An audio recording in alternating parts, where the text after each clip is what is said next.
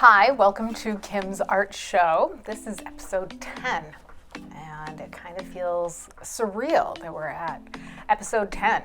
We've done things like paint marshes and landscapes, and last week we did a painting that was kind of architectural and floral. We did the window box at my mother-in-law's home. She does these beautiful window boxes every year. And this is where I ended up with last week's painting. This was done over 2 sessions, and it was really nice to be able to show you like a long form, right, of how to do a painting. Really concentrating on warms and cools, and we talk about the light story. That's something I haven't talked about in other episodes, that when you start a painting, you want to have an idea of what is the light telling me in this painting. Because often it's the light that is making the painting interesting, dynamic. And sometimes the light is that there isn't any, and that it's nighttime, or that it's foggy. We've also talked about palettes, and we have my palette, right? We're working in gouache still. I've heard from many of you that you've gotten these paints and have done some of the examples, and it's been wonderful to see you share them, and I've been so impressed with everyone's work. But remember too that I said that sometimes we want to use a different palette. And this is based on the Zorn palette with some little added bonuses that I, kind of gave myself a little treat to use. And I wanted to show that, right, we know that from my color class, which I think is episode 7, we had, those primaries. You can pretty much mix anything with those primaries in white. And so I did a study in preparation for the painting that I finished at the last episode in the limited palette, and I want to show how similar they are, but yet different. And that sometimes working in a limited palette like that can free up the busyness in your mind, right? I love the one I finished because I spent a little bit more time on it, but I think you'd be hard pressed to tell that this is with that very limited palette. So these will be on my website if you want to take a look a little closer, kimweineck.com, and I won't spell it anymore. But my brain is kind of full right now because it was my 20th anniversary recently, and my husband and I spent the weekend in Boston, and we went to the Museum of Fine Arts, and we saw an exhibit on some portraits of Van Gogh. And it got me really excited to share just stories or thoughts about what I saw, what I learned.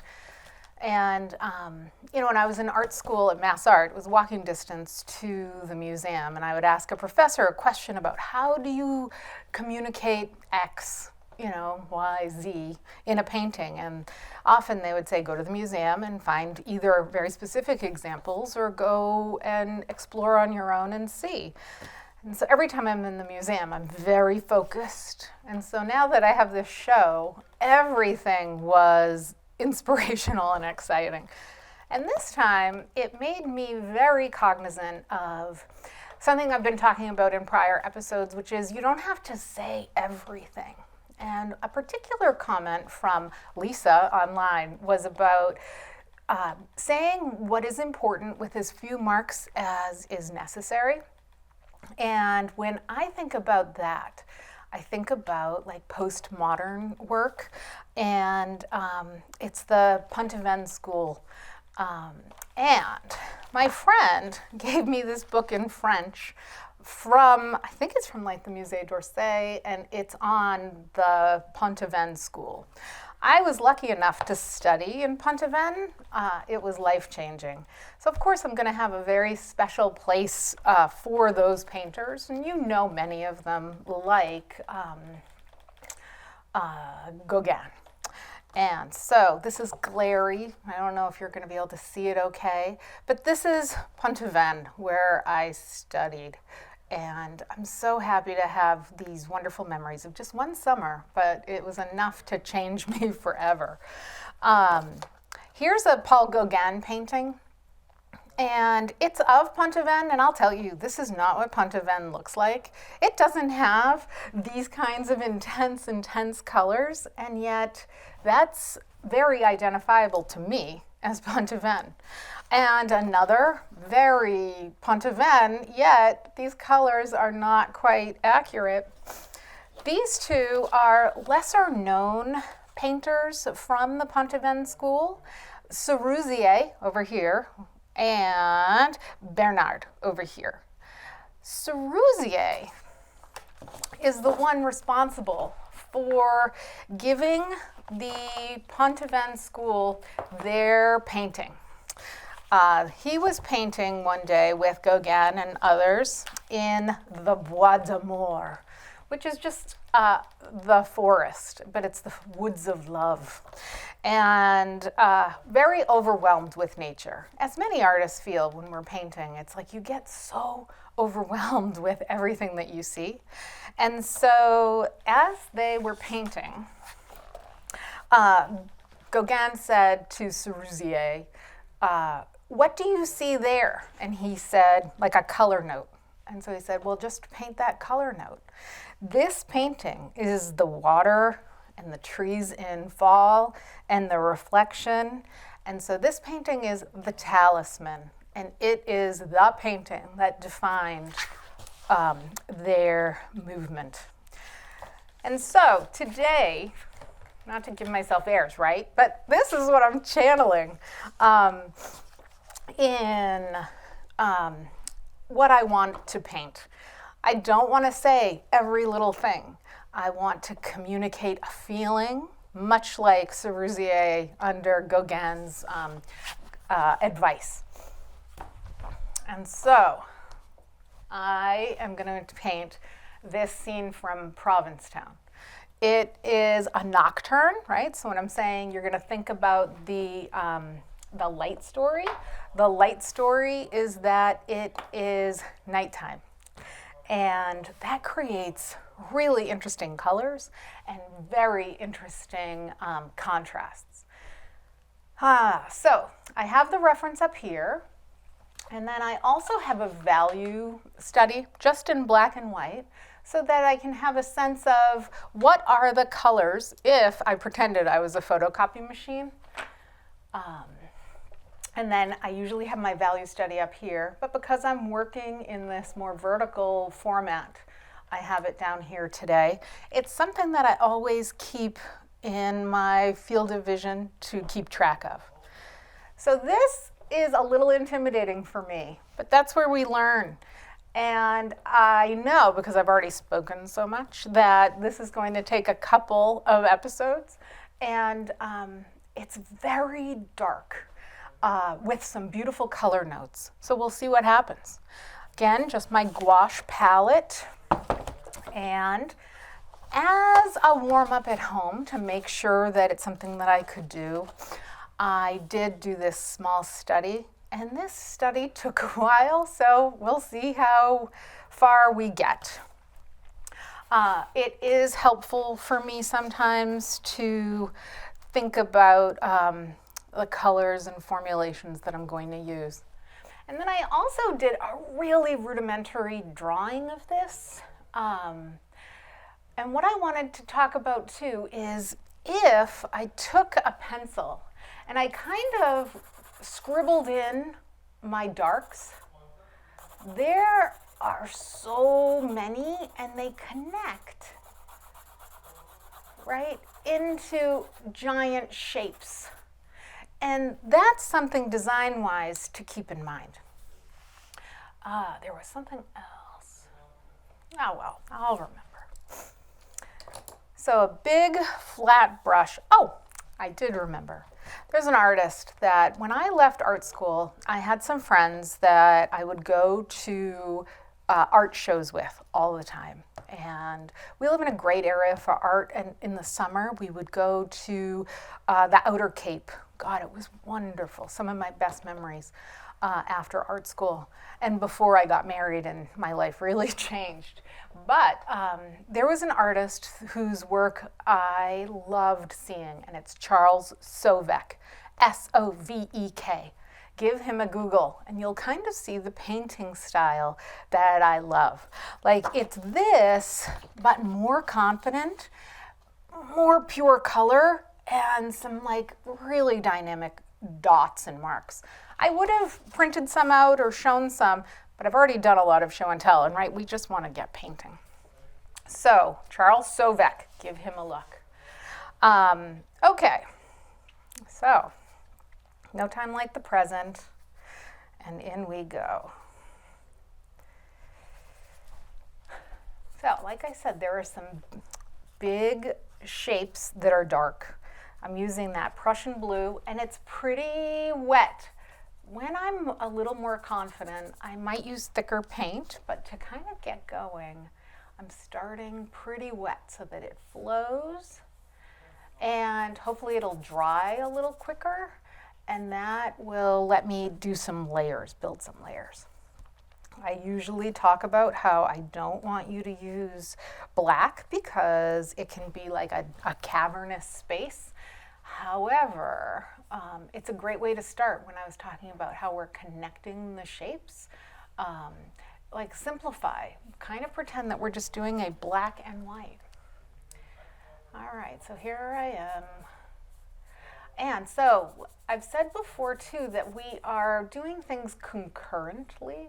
I am not going to just paint all the black. I am leaving some shapes for, say, like this telephone pole.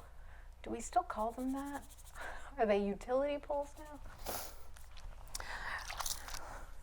Sometimes I don't want to dunk my brush in the water because that's too much water. And so I just spray a little on my palette. And in doing so, I can just touch that and get smaller amounts of water than saturating my brush. It is a big help. I could be using a bigger brush, but when I feel a little intimidated, sometimes I might take it to a smaller level, and it will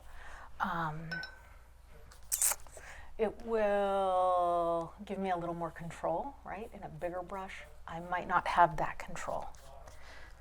I clearly need more paint. It's a bigger space than I was kind of planning on. You've seen other episodes where, the shapes are smaller. This is a big expanse of dark. And remember how I kind of do this organic looking edge. Some people really like taped edges and clean. I think that's for framing. However, I tend to be fickle with what I like. I might have seen something at a gallery or that someone else did, and all of a sudden I'm like, that is how I'm going to do it. So right now, here I am. Right, so pretty rudimentary. There are parts where there's like street lights, and I added a little bit of brown. It's like a burnt umber. And it's going to be very negligible, but for me, I know that warm colors come forward, and I want to mix it up a little to create a suggestion of depth.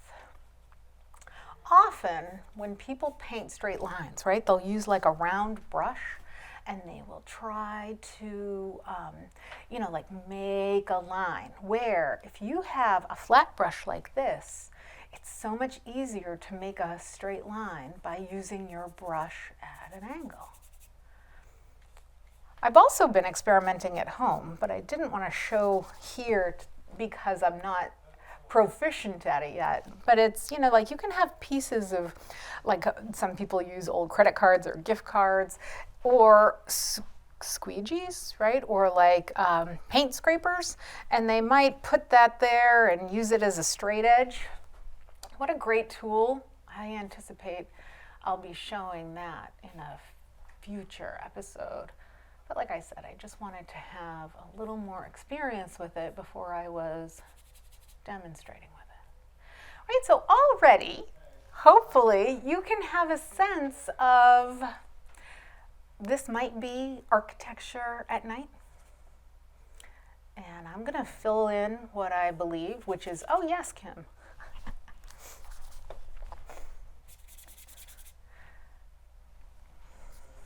And it is wetter than I've usually, like more dilute is actually a better way of saying it.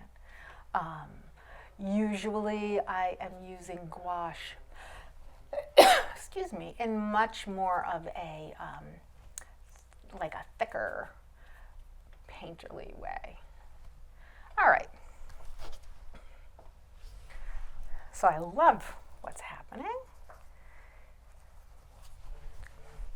Okay, so there's lightest light, darkest darks. The lightest lights are very much over here, over here. And I'm going to pretend that that's the paper, and I'm going to get in what is the color down here. It's much warmer. And as ever, I'm mixing adjacent on my palette here. Oh, I like it. And it's much like the Cerisier painting of the Talisman.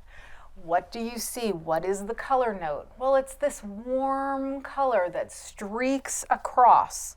So put that. And when I'm mixing, I'm looking at my colors and I'm using this crazy, like traditional baby pink kind of color and dragging it across because I want it to feel warm.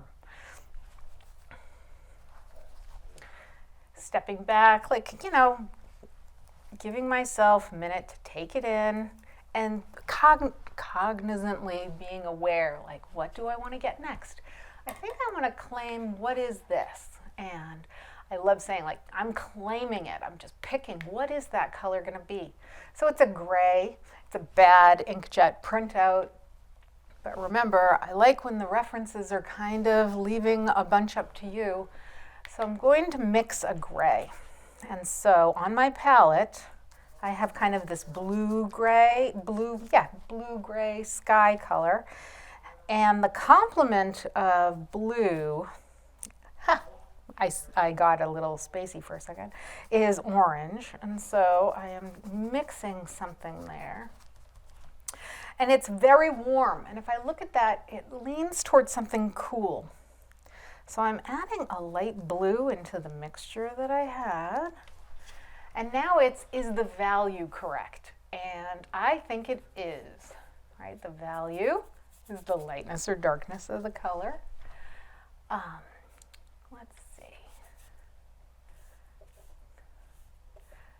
And again, I'm not working on white paper. I could have worked on black, but I think it would have been really intimidating for me, all that contrast. And then in reality, you are simply painting the light. Whereas here, I have a little bit of a bridge. Like if I put white on this manila type color, you'll still see it. Okay, I'm gonna extend my roof and sky. Oh, and this is kind of a nice lesson. Edges are something that I talk about a lot. Edges are where color meets color. Or where the same color might meet each other, but they're a different value. So where value meets value. So in this instance, right, we have lost edges, which means you don't know where the edge of the sky and the edge of this roof might be because it's lost. And that's really kind of wonderful, lost edges. Okay, so we have this window, and then I have this front, and the front is kind of yellow, and I struggled with it in my little study. So let's see if I learned anything.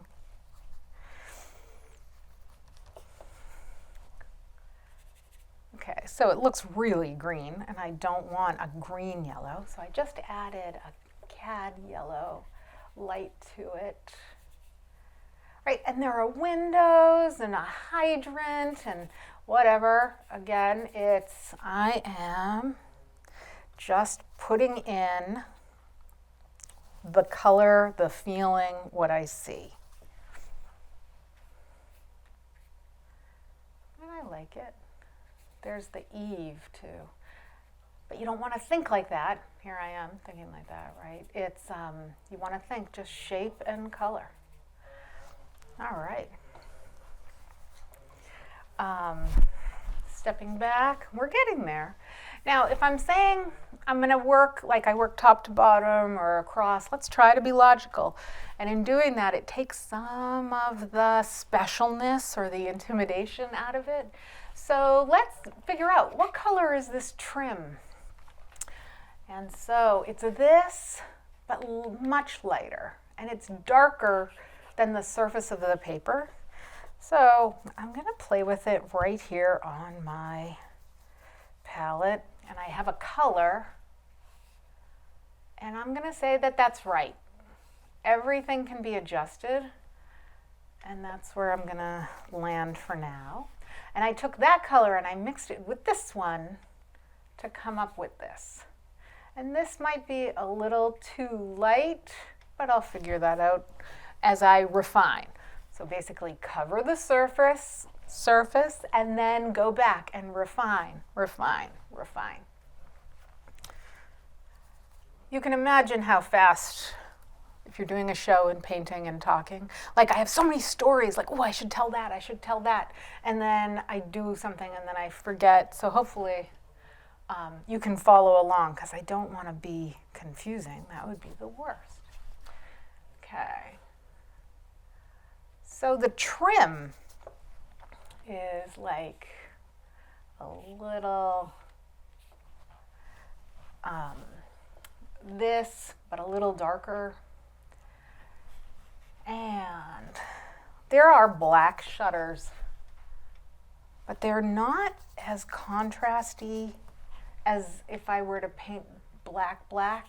So I'm going to suggest those there. And then there's like fun details here. That is the decorating the cake part. We're not going to do that yet, but we are going to figure out how light is that. And that's where the black and white printout is helpful, because it's really, really bright. It's one of the most bright things on the paper. And so I'm going to get a clean brush rather than try to clean it. And I'm taking like white right out of it and scumbling, right? It's kind of like dry mess right in. And look at how imperfect it is. That's what you want, because when things are perfect, they kind of become too precious. And at this state, if something is perfect, you tend to leave it and then develop the rest of the painting, and then that can feel very disjointed. So before this episode ends, I want to at least cover the canvas. So and canvas paper, it's just kind of, we call this the canvas. So I'm going to really buckle down. So this one is lighter next to it, and so because there's a light source from all the windows and the overhead stuff. And so just getting in there, mixing with colors on my palette with white to make adjustments. Oh, and I like this. This feels sophisticated and interesting.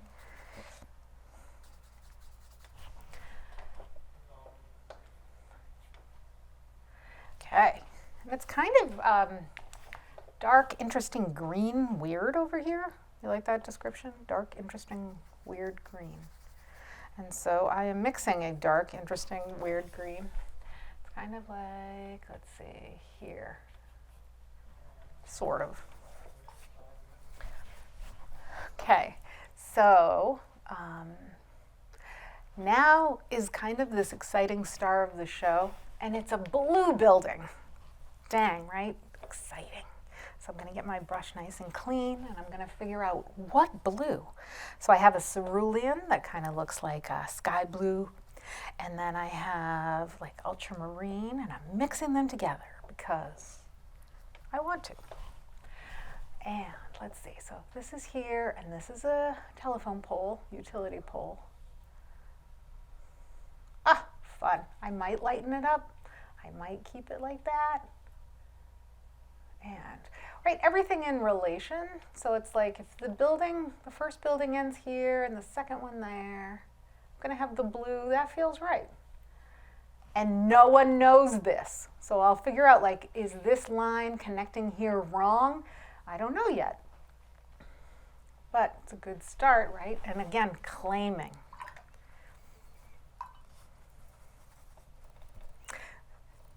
And so, quick story about color and light is that, and we're going to make this roof come up. When I was little, I remember sleeping in on a weekend at my parents' house, and my room in the house was like the front corner, and we had a brick walkway and a front lawn, right? And so I had the shades pulled because, I'm a teenager, maybe sleeping in. And so there would be like light coming, behind the shade that would reflect up on the ceiling. And I noticed that the light on the ceiling was like a warm brown and then a bright green. And on the white ceiling, how was I getting those colors? And then in art school, I learned that its light bounces around.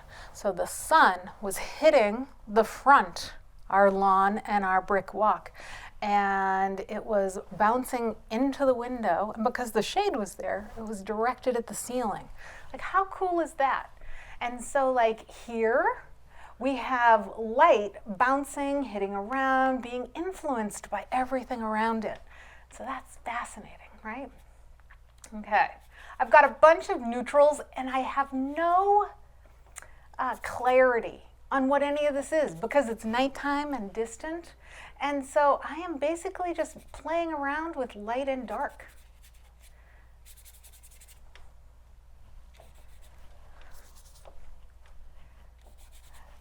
And the show is kind of starting to wind down, and that's when like some really intense things happen. Kind of like when my kids would, when they were tiny, like I said, now they're teens. But I would be painting while they napped.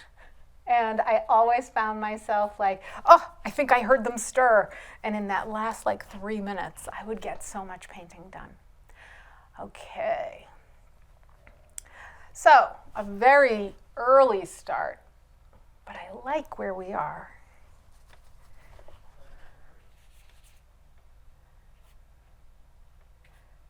And a nice place to pick up on when the next episode continues. But in the meantime, you can look on my website and see if I've posted this. Maybe you want to give it a shot. And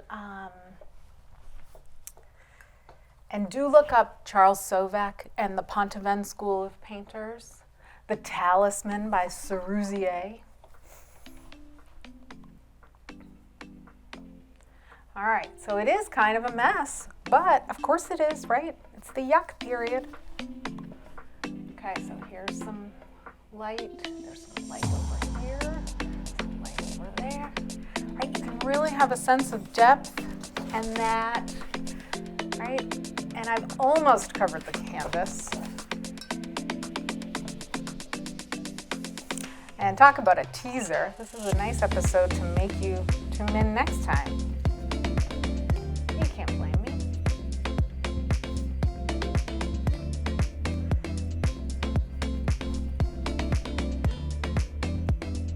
But I like it. It's a good start.